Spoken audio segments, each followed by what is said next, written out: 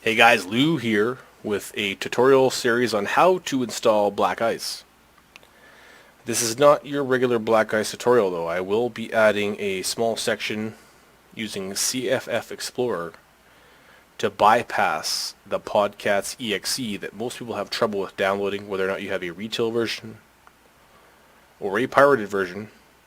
I'm not saying that that's what it's used for, but if you have issues downloading off of the Paradox forum site, that's where you find that Podcats exe, and you'll see more of what I mean later. This little tutorial will let you bypass that, as well as teach you how to use this in other games as well. So what we have right here is our C drive. You can see I have many a copy of Black Ice. I actually have each version in the last, 6 months or so. So I have a Let's Play, and I have a Let's Play on these two so far. So I actually have to keep these separated. But what I'm going to do first off is teach you guys how to make the game run at all. With the Black Ice mod, you are going to need more than 2 gigs of RAM available.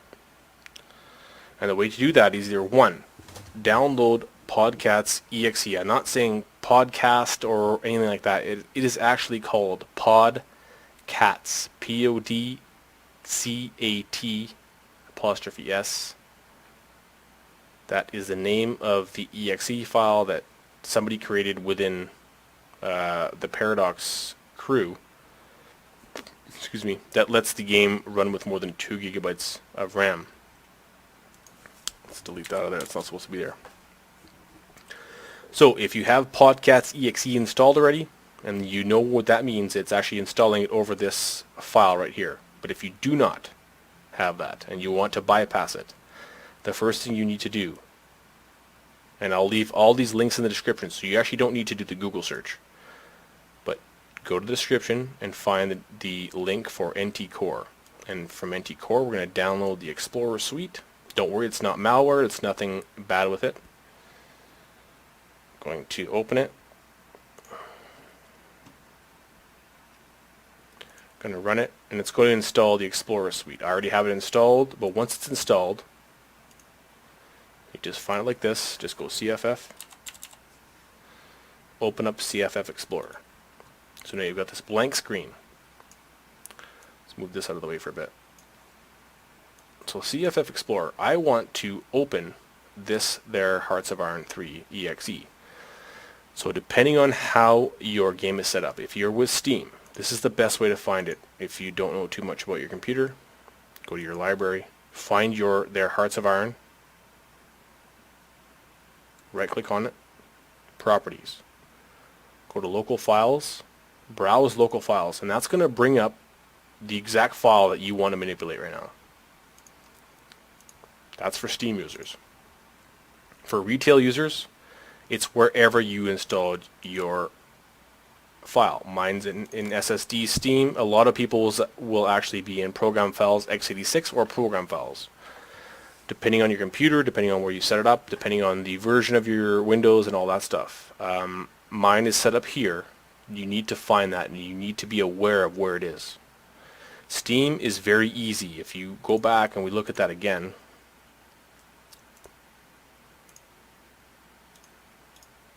you can see the actual train here. So mine is different because I have a solid state drive. But once you find it, it should be in program files x86. It won't be these two, but it'll be C, program files x86, Steam apps, common, and then Hearts of Iron 3. That's where you will find your files that you need to manipulate. So from here, we're going to go back to CFF Explorer. If you have Podcats, like I said again, if you already have that exe file, just don't do this. This does not have to do with you. We're going to open up an exe file. And where do we find that? Oh, it opened up to the right place for me because I've been playing around with it for a bit. But sometimes it'll open up to your desktop. Say it opens up here. Where do you find it? Well, where you placed it. In your C file. And this is the right one. It's a tutorial version for me, but it might be in your x86. Find your Hearts of Iron 3 folder. This is mine. And we're going to go select the Hearts of Iron 3 underscore their finest hour.exe. That's the one you need. And also to comment right now, you need the Finest Hour expansions to play this mod. If you guys have only Semper Fi or For the Motherland, you need all three. You need their Finest Hour. So that's kind of how the expansion went for the game. Semper Fi, For the Motherland, and then their Finest Hour was the last release, and this this mod requires their Finest Hour. So right now I am going to select file. It's asking me to select the file. I want to select that file we just spoke of. Double click on it. Now we're in here. It's pulled up this file. There's a lot of options. We don't really know what they do. I don't know what they do. But I know one thing. I know that file header, select file header, click here. This gives me an option which will actually do what Podcats.exe does. This one right here, app can handle greater than 2 gigabytes address space. So right now it can't. It can't use more than 2 gigabytes of RAM in your computer. Ticket, now it can. Wow, magical. That's what's going to make the Black Ice version run so well. Half the time, or 90% of the time, you won't be able to run the game without doing this or having Podcats.exe installed. This is a way around Podcats. Use it as you wish. I have no qualms about you guys using it, but... Oh, yeah, we want to save that, sorry. File save. Overwrite original file, yes. Close CFF Explorer. So now we're in... This is what we just manipulated, right? So we just made this exe file available to operate on more than 2 gigs of RAM. Next thing we're going to do, I'm just going to download Black Ice version 7.4. I'll leave all the links in the description. You guys shouldn't have to use Google to do any of this stuff, but the ModDB site will have version 7.4. We'll download it. Sorry, just cracking a beer. You know how it is.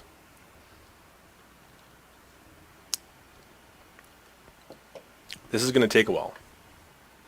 So it does download, right? Downloads to here. I'm going to use one that I already have. So I'm going to stop that. But say it downloads for you guys, right? Then you take this and you move it into your Hearts of Iron 3 folder. Hearts of Iron 7.4. It's got a 1 beside it because I've downloaded it multiple times trying to show you guys. We're just going to copy it to Hearts of Iron 3. You don't want to put it into a folder. See how it says copy, the sound, scenarios, music, mods, maps. Just copy it to the folder. So we're copying right now. You need to do this because you're going to actually execute the file within the folder.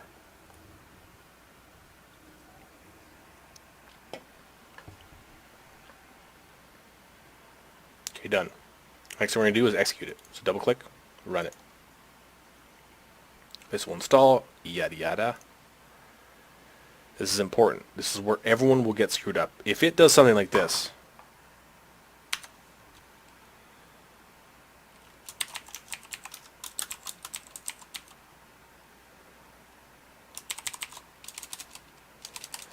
I'm trying to replicate it exactly as it would.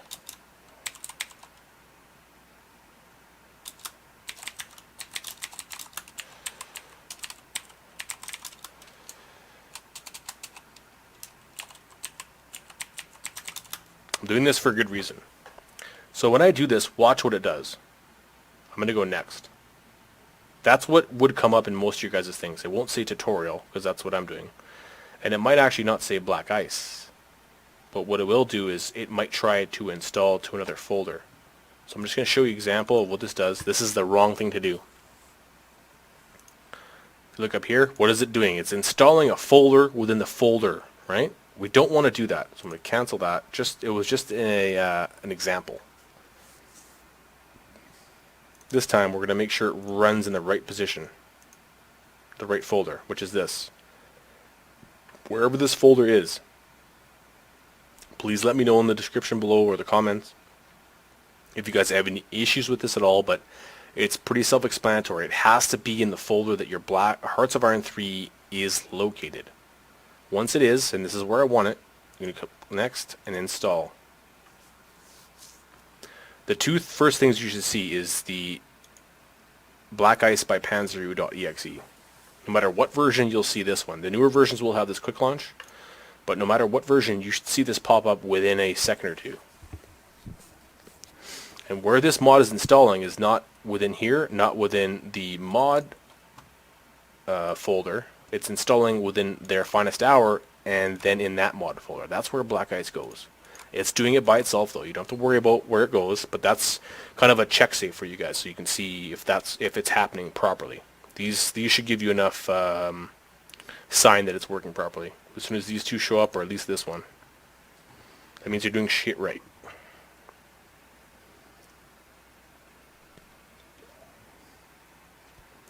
So we're installing the game. It's a big game, hence why we need to use more than 2 gigabytes of space. You're just looking at a lot more units.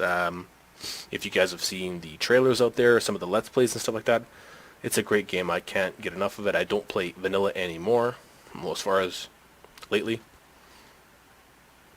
Adds a lot of flavor to the game. There's lots of other mods too, and this will kind of teach you how to use that.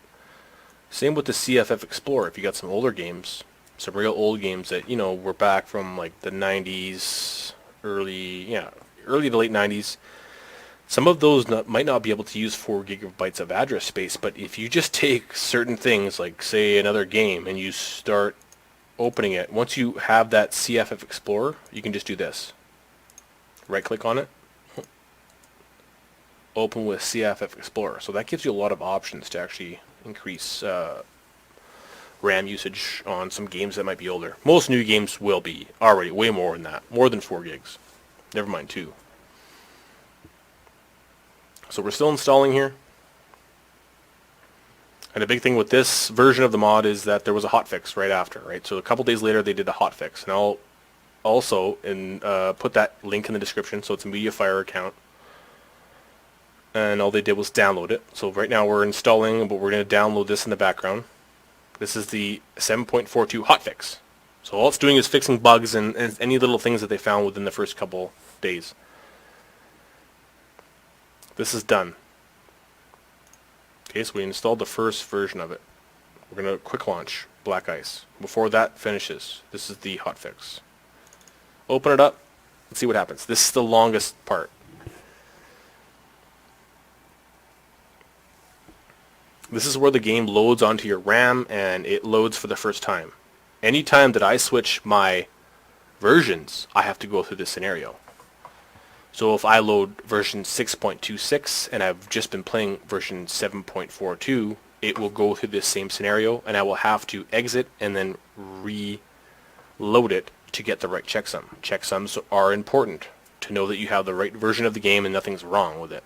So think of them as like your Bible. Wrong checksum, I think.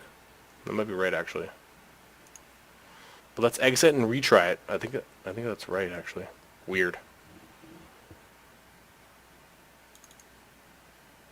So we're going to reload it. Just see if we get a different checksum. The checksum thing sounds complicated, but it's not. It's just making sure that you have the right revision of the game, and if anything's gone wrong, it will state it in that checksum. It won't give you a reason, but it will say it's wrong.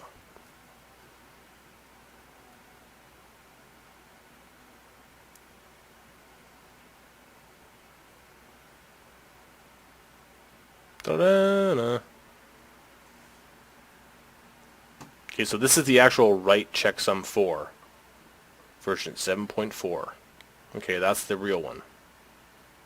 I think it was the same as last time, but I digress. A lot of times when you load your first load of a new mod, it may be wrong. It could be wrong, and I usually just kind of, set my options. So I usually turn this up because yada yada, and then exit, and then the next time you load, you'll have the right checksum. But that is the right checksum for 7.4. But with a hotfix, when things go wrong in the first couple days, they will release a hotfix application, which is this.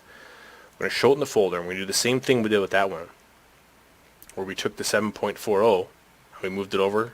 We're going to take the 7.42 hotfix and move it over. Right, and we're going to double click that. It's going to do the same option, run it. And we're going to put it in the same folder, exactly. It should all be set now. By the time you've done the first one, the rest of it's just a technicality. I'm not going to launch it from there just because I want to show you guys again. The actual checksum for 7.42 will be what we get here. I am running on an SSD, by the way, so this is a faster loading time than what you would normally get. Spinning mechanical disk drives will take a little bit longer, but you know the first time will take a little bit more than the rest of them. And get a fucking SSD, man. Come on.